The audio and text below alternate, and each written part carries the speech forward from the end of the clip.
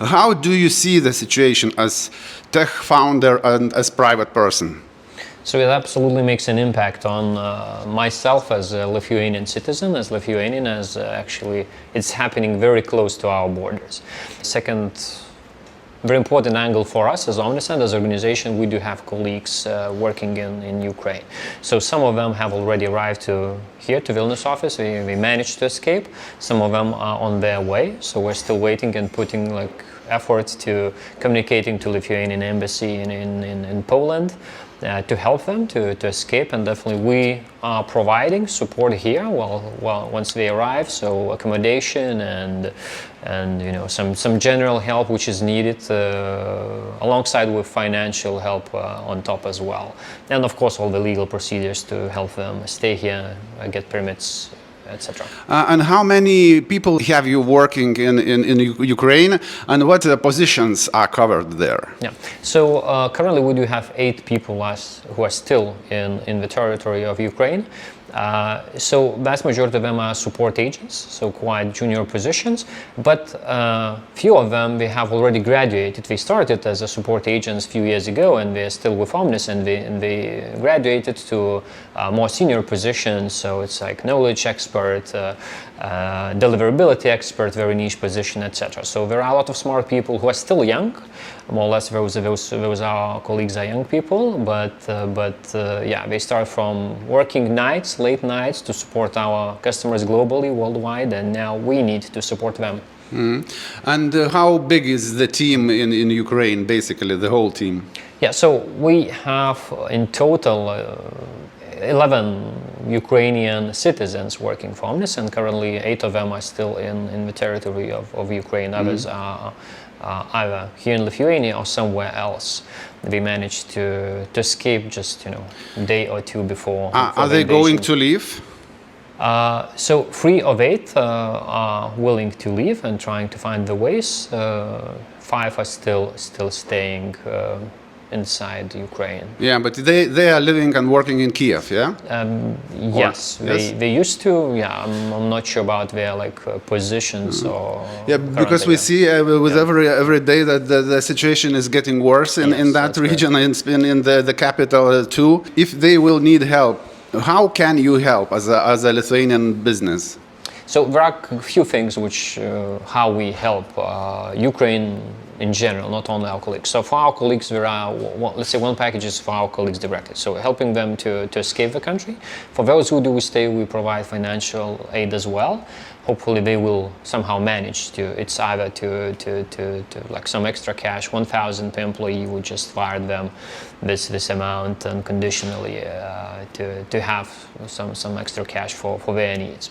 It's one piece. Second piece, we as a business, as we support Ukraine, is we provide, and we communicate it publicly, we provide free of charge Omnisend services for any Ukrainian businesses for a time being until the further notice. So depending on how long the war situation will be. And the third packages, which I think it's extremely important for everyone to add pressure on Russia. So we stopped doing 2 things. One, we stopped using any services which are Russian origin.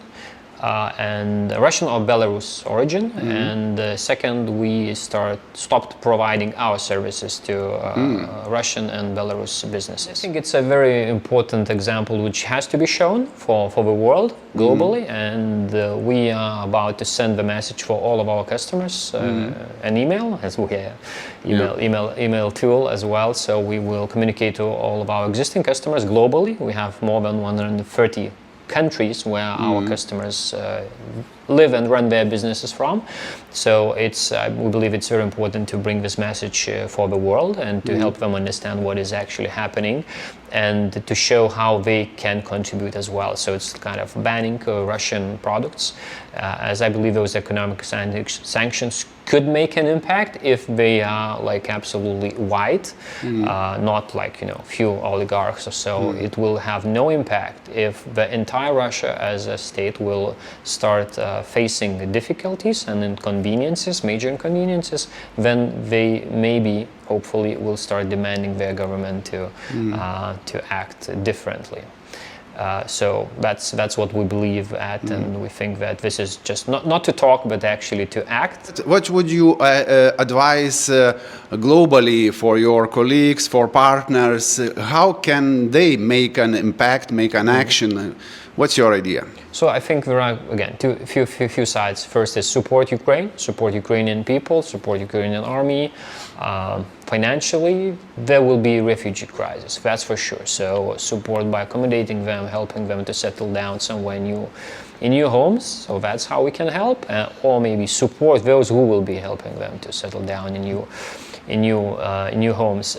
So that's probably one thing. And again, second thing is I believe that this economical pressure, Russian-wide, statewide, not only to oligarchs, which could be, like our example, which could be imposed by individuals, by companies, like, stop selling, stop buying Russian products of a Russian, Belarus origin, stop providing services to businesses in those countries. I think those measures could be taken by individual businesses or people, and although at a glance it could look like it's a very small impact, how big of an impact will they make? But if there will be enough people and businesses who make those small impacts, the impact finally will be massive. So every action counts. I believe that's the first thing, and we have to support Ukraine and Ukrainians, and at the same time we have to take actions against the aggressor states.